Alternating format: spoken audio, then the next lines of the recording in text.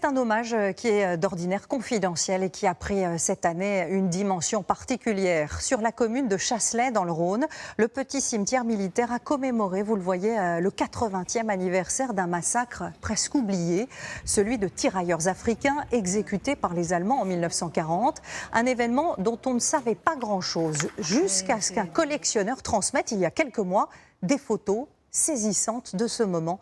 Marine Brossard, Bruno Chastanier, Gaël Charnet et Gaëtan Lecointe. Des albums photos de soldats datant de la Seconde Guerre, ce collectionneur en a feuilleté des dizaines. Mais dans sa dernière acquisition, il fait une découverte glaçante. Quand je suis tombé sur cette double page, je suis vraiment resté interloqué, choqué. Une série de photos capturées à quelques secondes d'intervalle. Des officiers allemands pris sur le vif. Ils escortent une quarantaine de soldats français, des tirailleurs africains. Les chars mitraillent. Le cliché suivant, des corps inertes. Épilogue d'un massacre photographié en direct. Vraiment, je ne vous cache pas que je suis resté scotché et j'en ai fait des cauchemars la nuit suivante.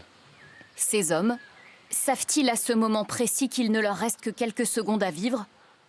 Les visages sont tétanisés. Leurs yeux semblent chercher des réponses dans ceux de l'homme derrière l'objectif.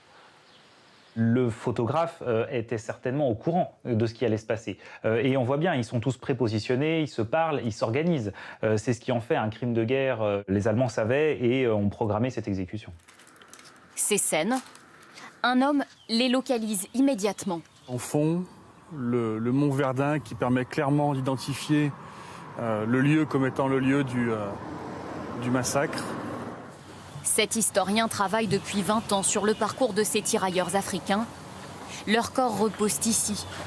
188 tombes, l'un des plus importants massacres de soldats noirs commis pendant la guerre. Les exécutions étaient alors quasi systématiques. Pour beaucoup de militaires allemands, ils n'étaient pas des soldats, pas même des hommes. Ils représentaient beaucoup de choses pour eux en termes de guerriers, de sauvages. C'était l'autre finalement, c'était celui qu'on ne connaissait pas et donc on le photographiait pour satisfaire sa curiosité, mais aussi pour marquer sa fierté de l'avoir vaincu. Après la capitulation, ces crimes sont réduits à des péripéties de guerre et ne seront jamais jugés. Ce spécialiste a longtemps cru à la responsabilité des SS. Désormais, il le sait, c'est l'armée régulière allemande qui est coupable. On a une preuve qui est indiscutable, qui va nous permettre d'aller chercher très précisément qui étaient ces hommes, puisqu'on a les marquages des unités, on a les numéros des chars, et l'étape prochaine sera de se rendre dans les archives allemandes pour tenter d'identifier les assassins. Comprendre, reconstituer l'histoire ignorée de ces soldats grâce à cette découverte, une chance inespérée, particulièrement pour le maire du village. Dans son bureau, il conserve précieusement les objets retrouvés sur les corps des soldats.